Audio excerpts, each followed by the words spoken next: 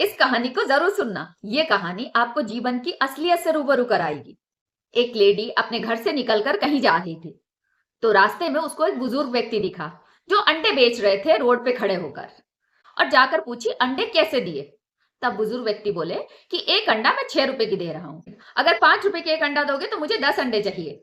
तो वो अंडे बेचने वाला बुजुर्ग व्यक्ति थोड़ी देर सोच में पड़ गया। उसके बाद बोलने लगा, ठीक है मैडम जी, आप ले लीजिए 5 रुपए के एक अंडे, क्योंकि पूरे दिन भर से एक भी अंडा नहीं बिका और अब तो शाम भी हो गई है, तो मुझे घर भी वापस जाना है। वो लेडी हर अंडे पे 1-1 रुपए कम करके 10 अंडे लेने के बाद बहुत ज्यादा खुश हो गई। ऐसे खुश हो रही थी जैसे उसने सारा संसार जीत लिया। और उन अंडों को लेके वो अपने घर पहुंची। उसके बाद रेडी होके अपने दोस्तों के साथ एक 5 स्टार रेस्टोरेंट में गई। वहां पर उन लोगों ने बहुत सारा खाना मंगवाया। आधा खाना खाया, आधा खाना फीका।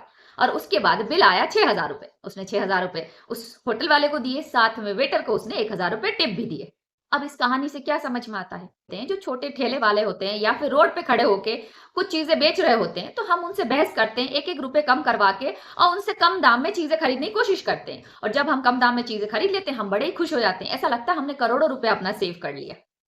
लेकिन जब हम किसी बड़े जगह में जाते हैं, बड़े रेस्टोरेंट में गए या फिर कोई शोरूम में गए, वहां पर हम एक शब्द भी नहीं बोलते, क्योंकि वहां हमें अपनी इमेज की परवाह होती है।